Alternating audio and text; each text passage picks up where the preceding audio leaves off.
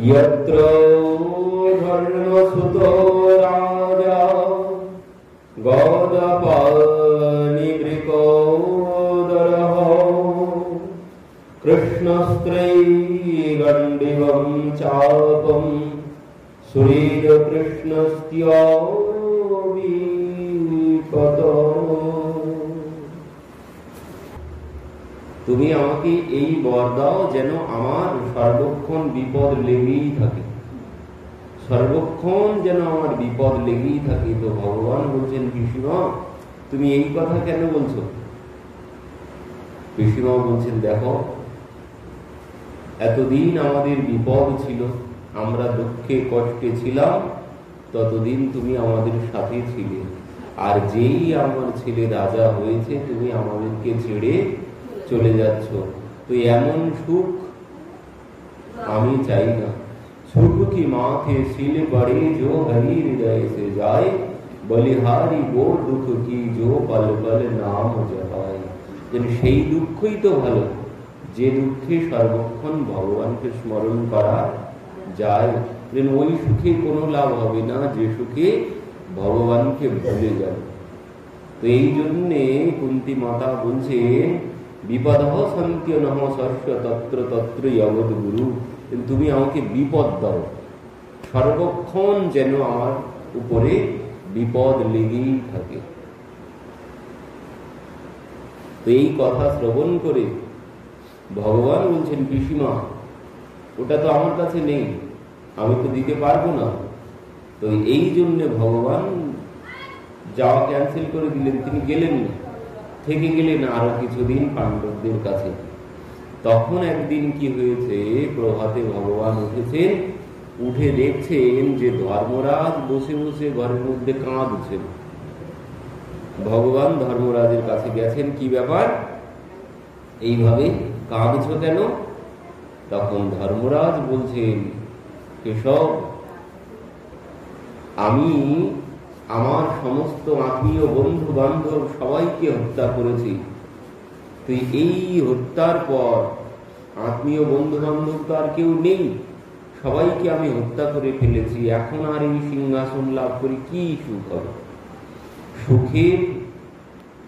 সুখ হলে তখনই আনন্দ হয়, বললেন যখন আত্মীয় স্বজন সাথে থাকবে।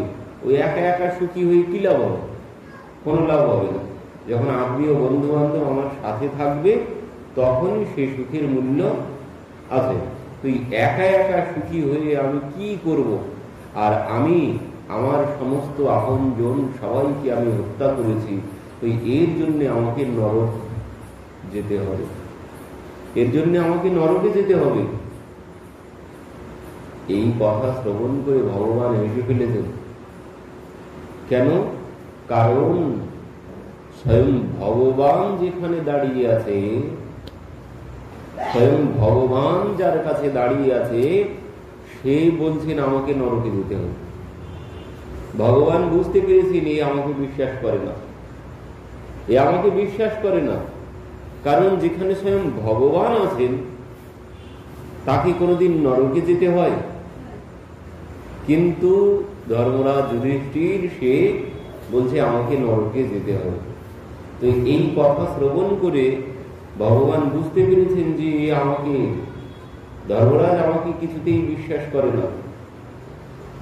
এই জন্যে ধর্মরাজ ভগবান কি করলেন, পাণ্ডবদেরকে নিয়ে ধর্মরাজকে নিয়ে পিতামহ ভীষ্মের কাছে এসেছেন। কেন? আমি উপদেশ দিলে, কারণ আমাকে এরা বিশ্বাস করে না, তো আমি যদি উপদেশ দিই গ্রহণ করবে না। মানে যার উপরে শ্রদ্ধা নেই, বিশ্বাস নেই, সে যদি কোনো উপদেশ দেয় কেউ শুনবে না। তো এই জন্যে ভগবান দেখলেন ধর্মরাজ আমাকে বিশ্বাস করে না, তো এই জন্যে আমি উপদেশ করলে গ্রহণ করবে না। তো এই জন্যে কি করলেন, তিনি পিতামহ ভীষ্মদেব, মানে যাকে এনারা সবাই সম্মান করেন, পাণ্ডবরা যাকে সম্মান করেন তার কাছে নিয়ে এলেন। তো সেখানে যখন এসেছেন কুরুক্ষেত্রের ময়দানে, পিতামহ ভীষ্মদেব যখন সরসজ্জায় শায়িত আছেন, সেখানে এসে উপস্থিত হয়েছেন ভগবান পাণ্ডবদেরকে সাথে নিয়ে। পাণ্ডবরা এসে তো পিতামহকে প্রণাম করেছে। পরবর্তীতে পাণ্ডবদেরকে দর্শন করেই পিতামহ ভীষ্ম বলছেন যে ধর্মরাজ, আজ যে এত কিছু হয়েছে জানো, মানে এটি হওয়ার উচিত ছিল না। আর যা হয়েছে এটি কিছুতেই হওয়া উচিত ছিল না। কারণ পিতামহ ভীষ্মদেব বলছেন, यत्र धर्मसुतो राजा गदपानिवृकोदरः कृष्णस्त्रिगण्डिवं चापं सुहृदकृष्णस्योऽविपतो। কি বলছেন, যেখানে ধর্মপুত্র রাজা যুধিষ্ঠির, যেখানে গদা যুদ্ধে নিপুণ ভীম, অস্ত্রবিদ্যা পারদর্শী গান্ডীবধারী অর্জুন এবং পরম বান্ধব স্বয়ং ভগবান শ্রীকৃষ্ণ বর্তমান, সেখানেও বিপদ আসে। এ বড় আশ্চর্যের বিষয়। যেখানে স্বয়ং ধর্ম আছে, যেখানে ধর্ম আছে, যেখানে ভীমধারী আছে, যেখানে অর্জুন আছে, সেখানে স্বয়ং ভগবান আছেন, তবুও সেখানে এত বিপদ। এ কোনোদিন বিশ্বাস করা যায়? এ কোনোদিন মেনে নেওয়া যায় না।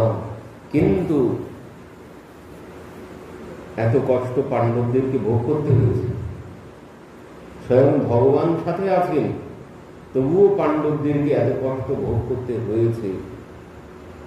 কেন? কারণ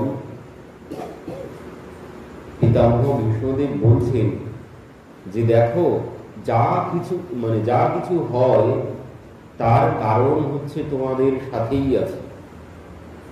যা কিছু হয় সব কিছুর কারণ হচ্ছে ইনি, স্বয়ং ভগবান। ইনি যা করান তাকে তাই করতে হবে। তাই যে যত বড় জ্ঞানবান, ধনবান, পণ্ডিত, বলবান যাই কিছু হোক না কেন, কিছুতেই তোমার ওই কোনো কিছু কাজে আসবে না। ইনি যেভাবে তোমাকে চালাবেন পুতুল নাচের মতো, করতে হো তুম কन्हैया मेरा काम हो रहा है, मेरे आपकी कृपा से सब काम हो रहा है। তিনি সবকিছু করছেন। তিনি যেভাবে সুতোটা টানবেন, পুতুলটা ঠিক সেভাবেই নাচতে বাধ্য। তাই তুমি যত বলবান হও আর যা কিছু হও, তোমার মধ্যে যা কিছু থাকুক, কোনো কিছু কাজে আসবে না। তুমি যেভাবে তোমাকে নাচাবেন, ঠিক তোমাকে সেইভাবে নাচতে হবে। তো বলছেন, জানো এত কিছু যা কিছু হয়েছে সব এনারই ইচ্ছাতেই হয়েছে। আর ইনি কে জানো? তোমরা তো তাকে, অর্জুনকে জিজ্ঞাসা করছেন। বলছেন, অর্জুন তুমি জানো ইনি কে? তুমি যাকে তোমার রথের সারথি করেছ, তুমি তার পরিচয় জানো? সে কে? কি বলছে? ইয়ম মন্যসে মাতুলেয়ম প্রিয়ম মিত্রম সুহৃদোত্যমম অকারো সচিবম দূতম সুহৃদাথ সারথিম। বললেন, যম যন্ন সে মাতুলেয়ম প্রিয়ম মিত্রম সুহৃদোত্যমম অকার সচিবম দূতম। বলছেন, তুমি যাকে তোমার মিত্র বানিয়েছো, তুমি যাকে তোমার সখা বানিয়েছো, আবার তুমি তাকে গুরুও বানিয়েছো, আবার তুমি তাকে নিজের সম্বন্ধী শালা সম্বন্ধী সম্পর্ক ভগবান আর অর্জুনের মধ্যে। তো এনারা কিন্তু পাণ্ডবরা কেউ ভগবান বলে ভগবানকে মানত না, তার জন্যই আজ এত কিছু হয়েছে। তারা ভগবানকে ভগবান বলে মানতে পারত না, তারা ভাই বলে মানত, তারা নিজের ভাই বলে মানত, তারা ভগবান বলে মানতে পারত না। তো তার জন্যে বিশ্বাস নেই ভগবানের প্রতি। আর বিশ্বাসটাই হচ্ছে সবকিছুর মূল। মন এব মনুষ্যানম কারণম বন্ধ মোক্ষয়। আমাদের ওই মনটাই সবকিছুতে, সবকিছুর মূল হচ্ছে মন। আমি ভগবানের কাছে থেকেও যদি আমার বিশ্বাস না থাকে, আমার যদি কোনো বিশ্বাস না থাকে ভগবানের প্রতি, তাহলে এই কথায় কোনো সেবা পূজা কোনো কিছুতে কোনো কল্যাণ হবে না। যেখানে আমার বিশ্বাস নেই, সম্পূর্ণ ধর্ম দাঁড়িয়ে আছে কিসের উপরে? ধর্ম দাঁড়িয়ে আছে বিশ্বাসের উপরে। আমার যদি বিশ্বাস থাকে তো কথা শ্রবণে কল্যাণ হবে, আমার যদি বিশ্বাস না থাকে এ কথা শ্রবণে কোনো কল্যাণ আসবে না। ওই এক মাতালের গল্প আছে। এক মাতাল মানে মহাদেব পার্বতী দেবীর কথা হচ্ছে। পার্বতী দেবী মহাদেবকে বলছেন যে আজ এত মানুষ গঙ্গায় স্নান করছে, তো এরা তো সবাই পাপ থেকে মুক্ত হয়ে গেল, আজ সবাই পাপ থেকে মুক্ত হয়ে গেল। তো মহাদেব বলছে না না, পাপ থেকে মুক্ত হওয়া অত সহজ বিষয় নয়।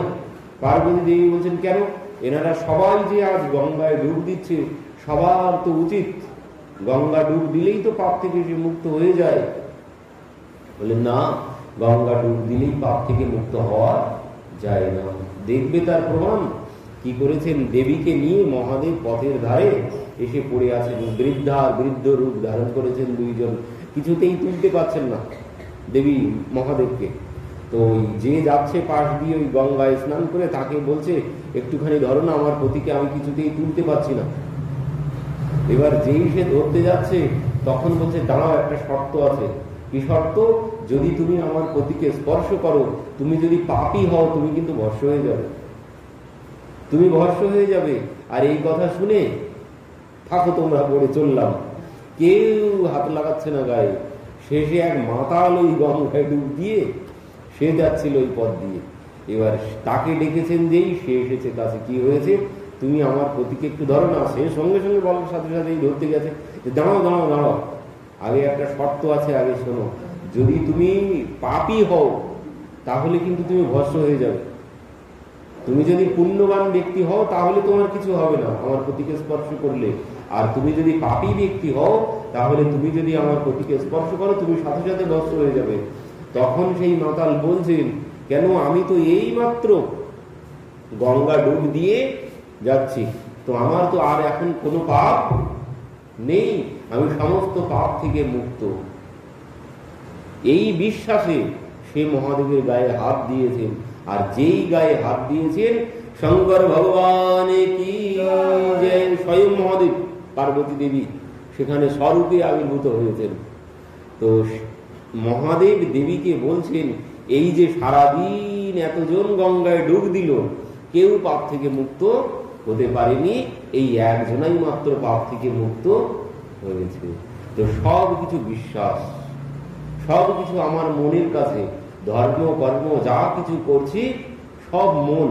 আমার মন যেমন হবে আমার প্রাপ্তি ঠিক তেমনই হবে। মন এব মনুষ্যানম কারণম বন্ধ মোক্ষয়। কপিল ভগবান বলছেন মা, সবকিছু বন্ধন মুক্তির সবকিছুর একমাত্র মূল হচ্ছে মন। ধর্মটা দাঁড়িয়ে আছে সম্পূর্ণরূপে মনের উপর। আমি যদি বিশ্বাস করি তো ভগবান আছেন, আমার যদি বিশ্বাস না থাকে ও ভগবান ভগবান কোনো কিছু নেই। ও ব্রত করে কি হবে? যারা করেনি তাদের কি হয়েছে? আমি যদি বলি এখন, যারা করেনি তাদের কি হলো? আমরা যারা এত কষ্ট করে ব্রত করলাম তাদেরও বা কি পরিবর্তন হয়েছে, কি হয়েছে? তো এখন যদি এই কথা বলি তাহলে এর কোনো উত্তর নেই, কারণ এটি সম্পূর্ণরূপে আমার বিশ্বাসের উপরে নির্ভর করছে।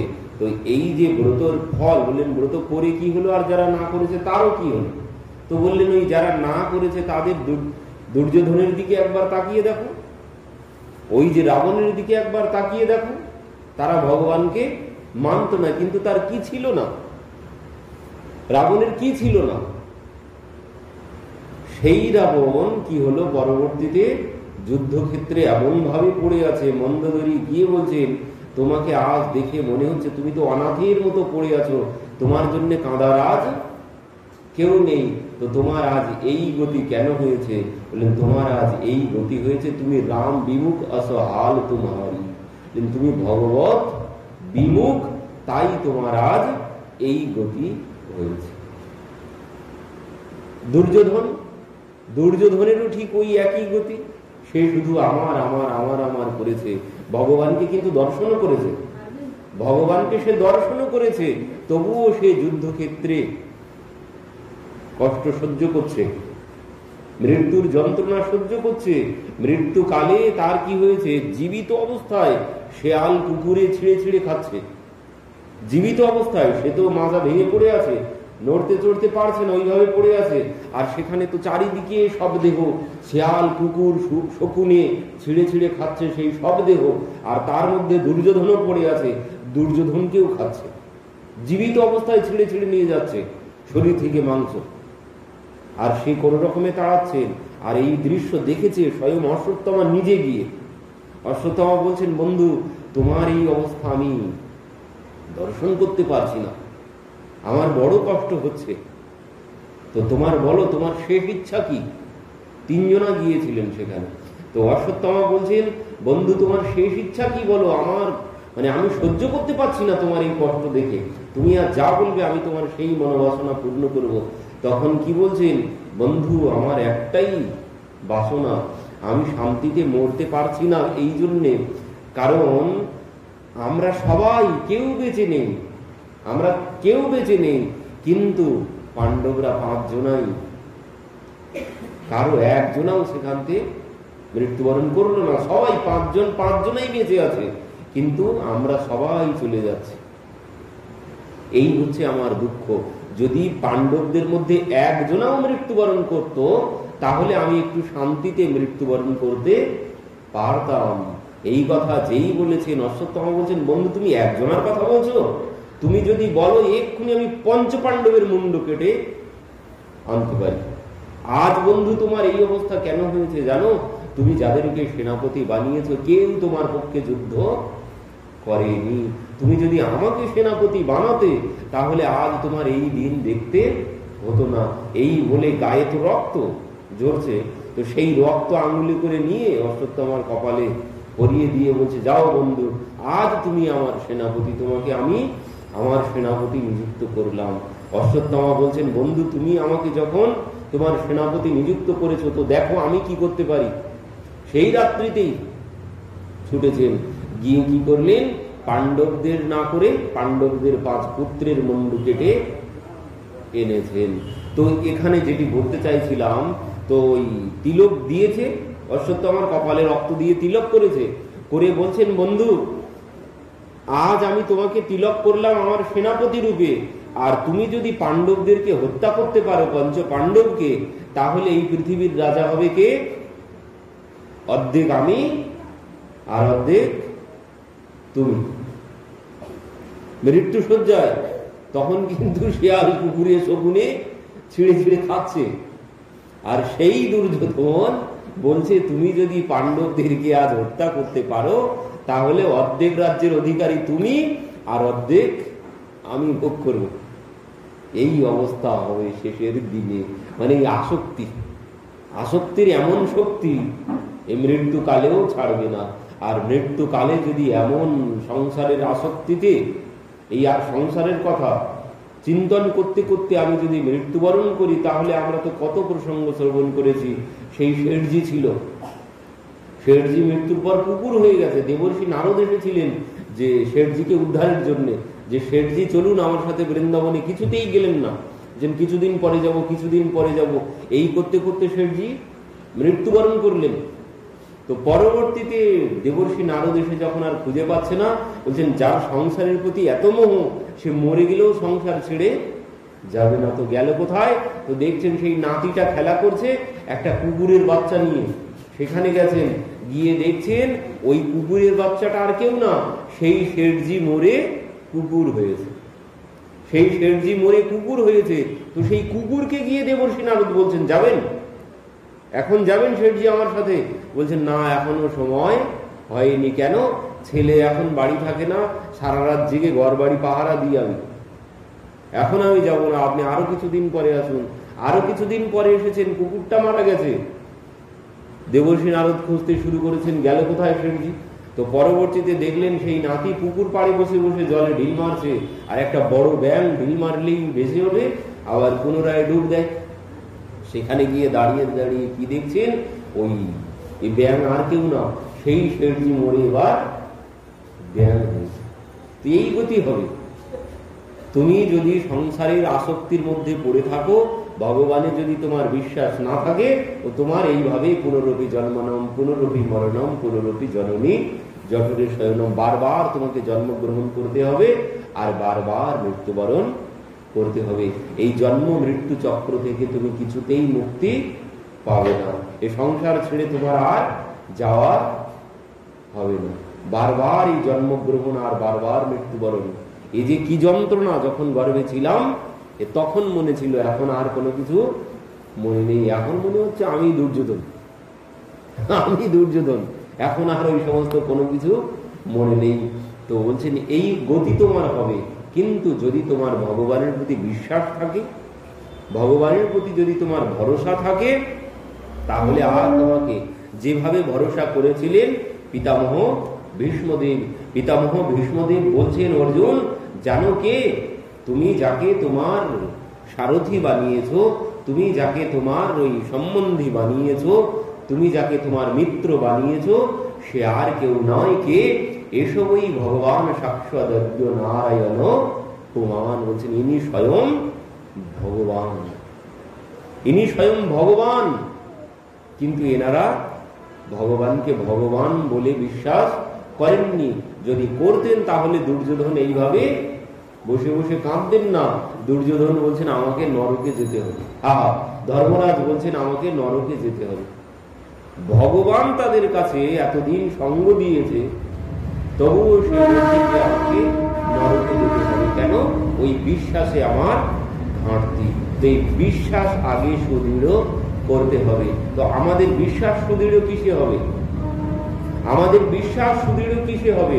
সেখানেও সুখদেবজি বলছেন, বিশ্বাস যদি আমি আনতে চাই, ওই এই কথাই একমাত্র ভগবানের কথাই, এই ভাগবত তোমার ওই মনকে শুদ্ধ করতে পারে। এক মানে বলছেন আর অন্য কোনো বিষয় নেই তোমার এই মনকে শুদ্ধ করার, মানে ওই চেত দর্পণ মার্জনম, চিত্তরূপী দর্পণ মার্জিত করার একমাত্র বিষয় আছে।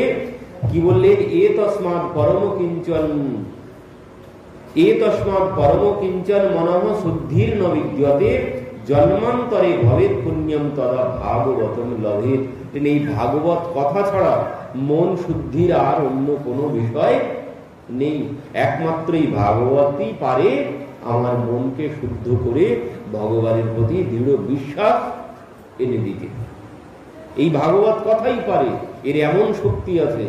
বারবার তুমি এই জন্য সুখদেবজি বলেছেন সদা সেব্য শ্রীমদ ভাগবতী বার্তা। এই কথা তুমি বারবার বারবার শ্রবণ করতে থাকো, শ্রবণ করতে করতে ঠিক তোমার বিশ্বাস ভগবানের প্রতি এসে যাবেই। আর যেদিন বিশ্বাস এসে যাবে সেদিন আর তোমাকে কোনো চিন্তা করতে হবে না। তুমি এই জন্ম মৃত্যু চক্র থেকে উদ্ধার পেয়ে যাবে, তোমাকে আর জন্মগ্রহণ করতে হবে না।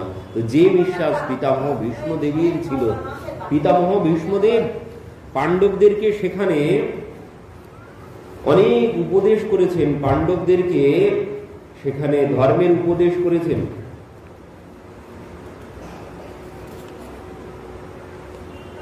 পরবর্তীতে সমস্ত উপদেশের পর ভগবানকে বলছেন, পাণ্ডবদেরকে রাজধর্মের কথা, স্ত্রী ধর্মের কথা, সমস্ত ধর্মের উপদেশ করেছেন।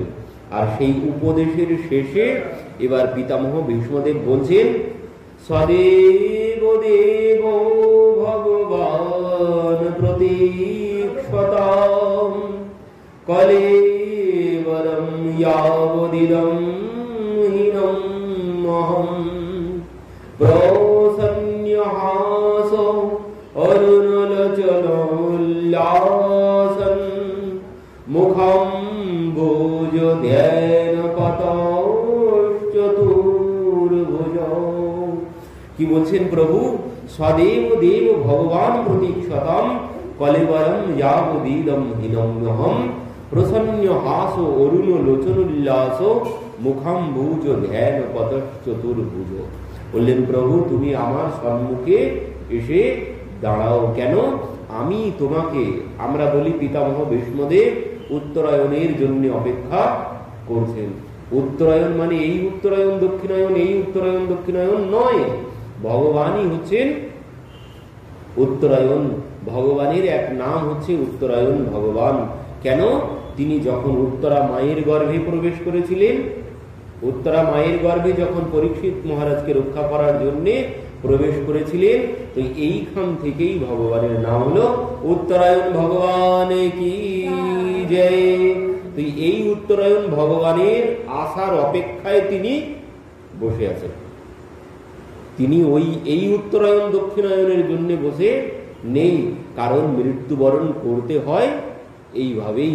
পিতামহ ভীষ্মদেব আমাদেরকে শিক্ষা দিয়ে গেলেন, আমাদেরকে হরিদাস ঠাকুরও শিক্ষা দিয়েছেন কিভাবে মৃত্যুবরণ করতে হয়। বলেছিলেন না, শ্রীকৃষ্ণ চৈতন্য নাম প্রভু করিতে উচ্চারণ নামেরও সহিত প্রাণ করিলেন উৎক্রমণ। বললেন এইভাবে প্রাণ ত্যাগ করতে হয়, ভগবানের নাম করতে করতে প্রাণ ত্যাগ করতে হয়। এই জন্য পিতামহ ভীষ্মদেবও বলছেন প্রভু সদেব দেব ভগবান প্রতীক্ষতম, হে প্রভু তুমি আমার সম্মুখে এসে দাঁড়াও। আর কি বলছেন? কলেবরম যাবদীদম হীনম্যহম, মানে এই শরীর আমি যতক্ষণ না ছেড়ে যাচ্ছি ততক্ষণ তুমি আমার সম্মুখে এসে দাঁড়াও।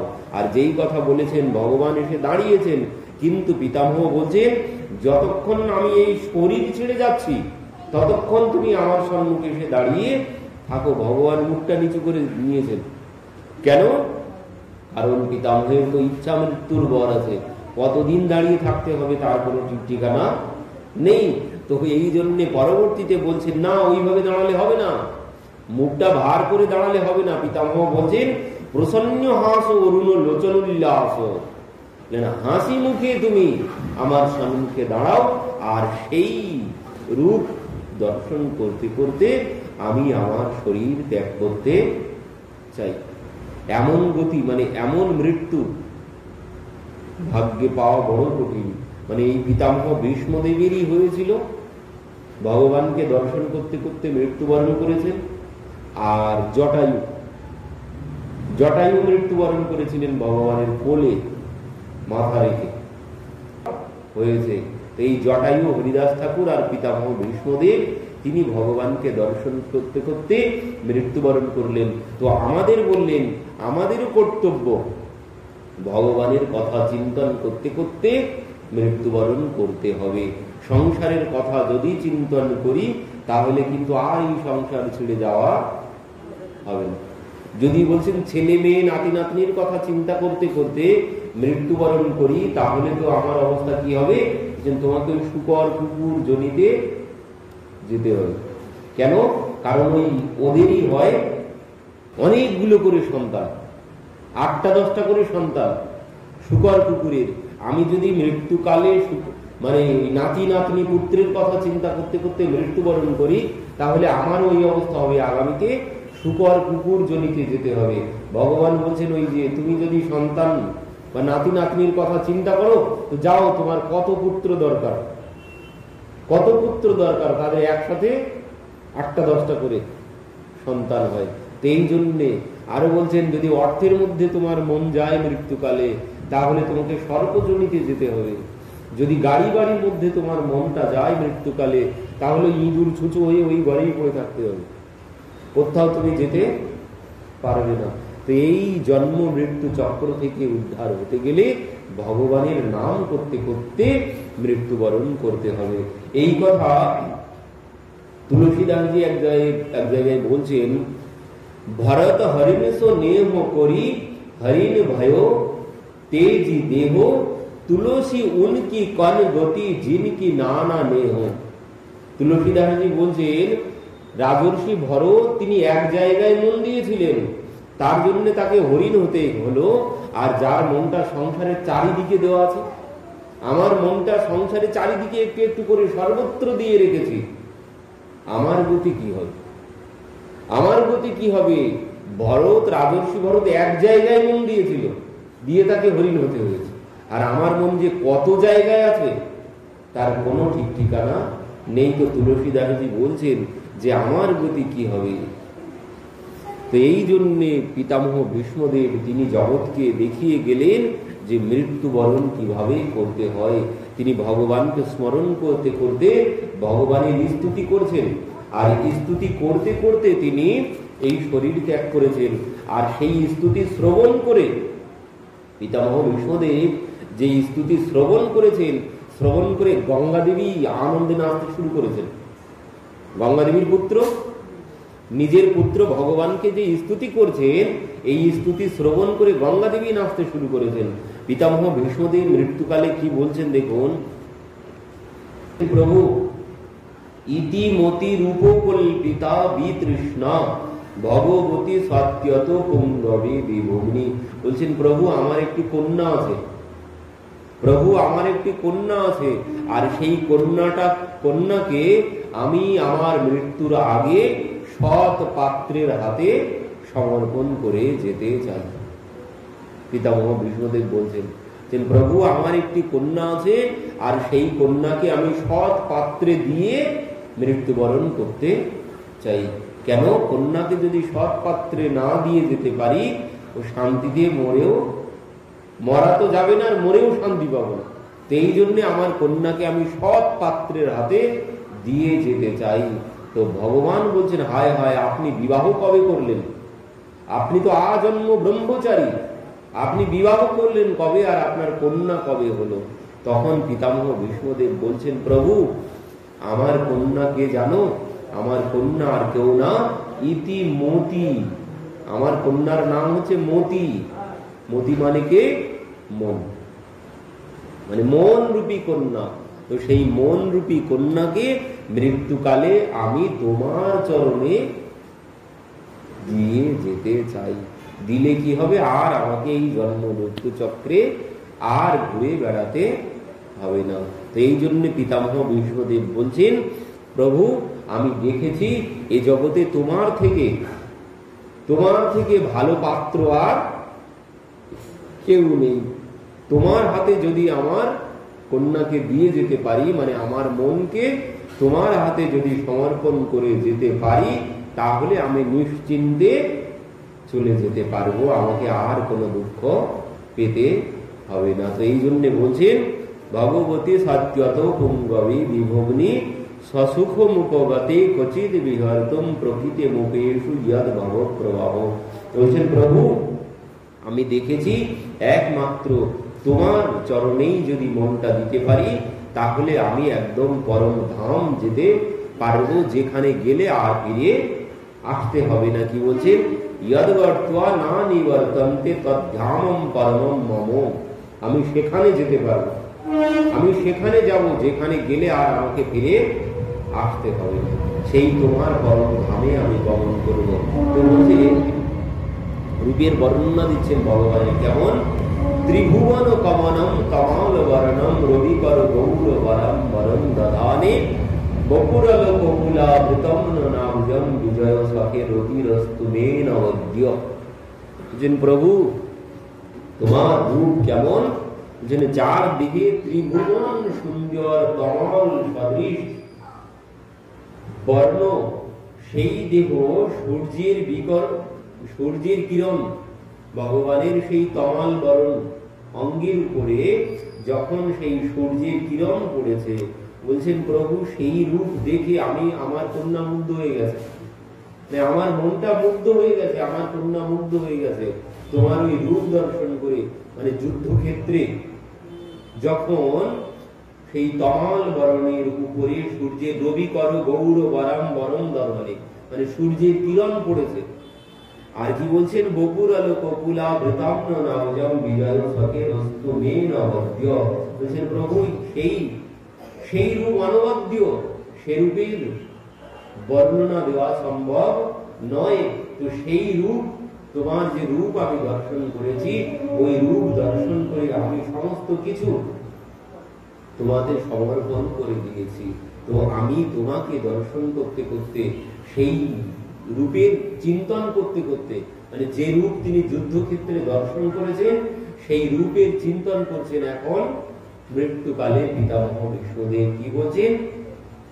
যুধিতুর গরজ বিধম্র বিশ্ব কুচলিত শ্রমবর্জ লঙ্কৃতস্ব यम ऋषित स्वरई विविध्यमान त्वचि विलसत कवच अस्त्र कृष्णात्मा। কি বলছেন প্রভু? সেই যুদ্ধক্ষেত্রে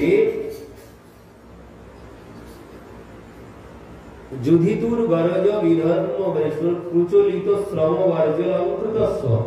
প্রভু তোমার যুদ্ধক্ষেত্রে যখন পরিশ্রম হয়েছিল আর সেই তমাল বরণে সূর্যের আলো পড়েছে, আর সেই আলোতে আমি কি দেখতে পাচ্ছিলাম?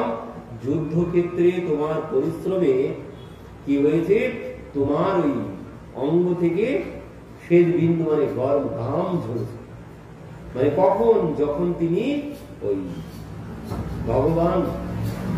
ভগবান তো প্রতিজ্ঞা করেছিলেন যে আমি অস্ত্র ধারণ করব না, কুরুক্ষেত্রের যুদ্ধে আমি অস্ত্র ধারণ করব না। দুর্যোধনকে পাঠিয়েছেন, যাও দুর্যোধন ভগবানের কাছে, যে সে কুরুক্ষেত্রের যুদ্ধ তো শুরু হবে, তো সে কার পক্ষে থাকবে, তুমি যাও, তোমার পক্ষে তাকে তুমি নেবে। তো দুর্যোধন গিয়েছে, ওদিকে অর্জুনও গিয়েছে। তো অর্জুন গিয়ে দুইজন, একজন চরণের দিকে বসেছে, অর্জুন চরণের দিকে বসেছেন, আর দুর্যোধন ভগবানের মাথার দিকে বসেছেন। তো প্রভাতে যখন ভগবান উঠেছেন, তো এখানে তো ভগবান প্রতিজ্ঞা করেই ছিলেন যাকে দর্শন করবেন আগে তার পক্ষেই যাবেন। কিন্তু বলছেন উঠে এবার যে দেখো তোমরা আমাকে নেবে, কে আমাকে নেবে? যে আমাকে নেবে ভালো করে শোনো, আমি কিন্তু যুদ্ধ করব। অর্জুন তুমি কি আমাকে নেবে তোমার পক্ষে?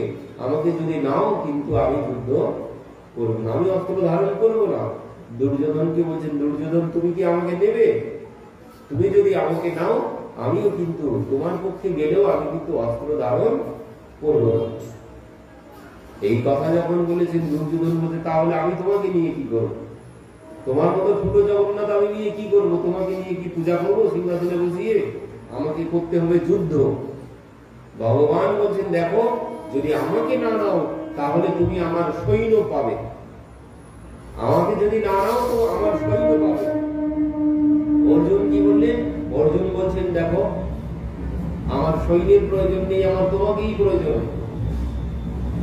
দুর্যোধন বলছেন দেখো আমার তোমার কোনো প্রয়োজন নেই, তুমি আমাকে তোমার তাহলে সৈন্যই নাও। এবার যে ফিরে গেছে, পিতামহ জিজ্ঞাসা করছে এসব কি বলেছে? তখন দুর্যোধন বলছেন, সে বলল যুদ্ধে অস্ত্র ধারণ করবে না। তো আমি তাহলে তুমি কি করেছো? যে আমি এই জন্য বললাম, তাহলে তোমাকে আমি নিয়ে কি করব? তুমি আমাকে তোমার সৈন্য দাও। তো আমি তার সৈন্য নিয়ে এসেছি। পিতামহ বলছেন দুর্যোধন তুমি বড় ভুল করেছো, তুমি বড় ভুল করেছো তার সৈন্য নিয়ে এসে, তোমার উচিত ছিল তাকেই নেওয়া। দুর্যোধন বুঝতে পারলেন না। দুর্যোধন বলছেন আমি তাকে নিয়ে করবো কি, সে তো যুদ্ধ করবে না। তখন বলছেন শোনো দুর্যোধন, আমি বলছি,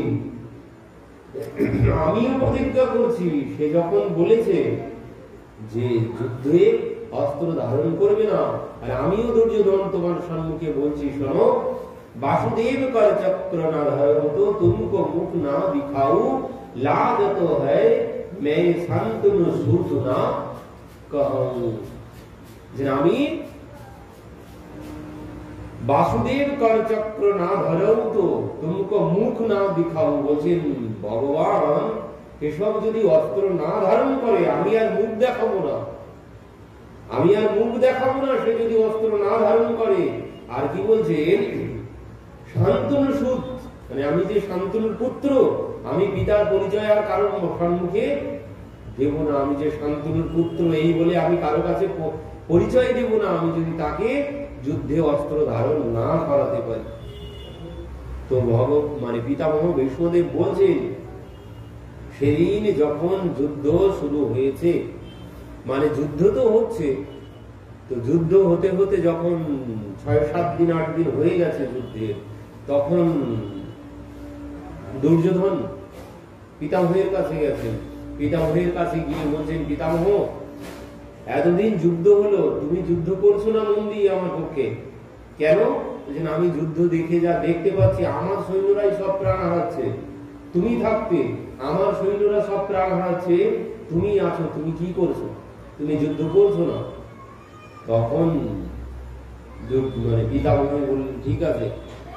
তারপর এর মধ্যে অনেক ঘটনা ঘটেছে।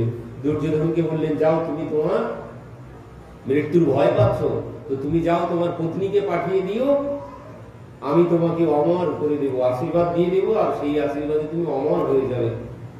তো সেখানে তো ঘটনা ঘটেইছে অনেক, সেখানে ভগবান জানতে পেরে দ্রৌপদীকে নিয়ে উপস্থিত হয়েছেন, আর পিতামহ ভীষ্মদেব ভানুমতি ভেবে দ্রৌপদীকেই আশীর্বাদ দিয়ে দিয়েছেন।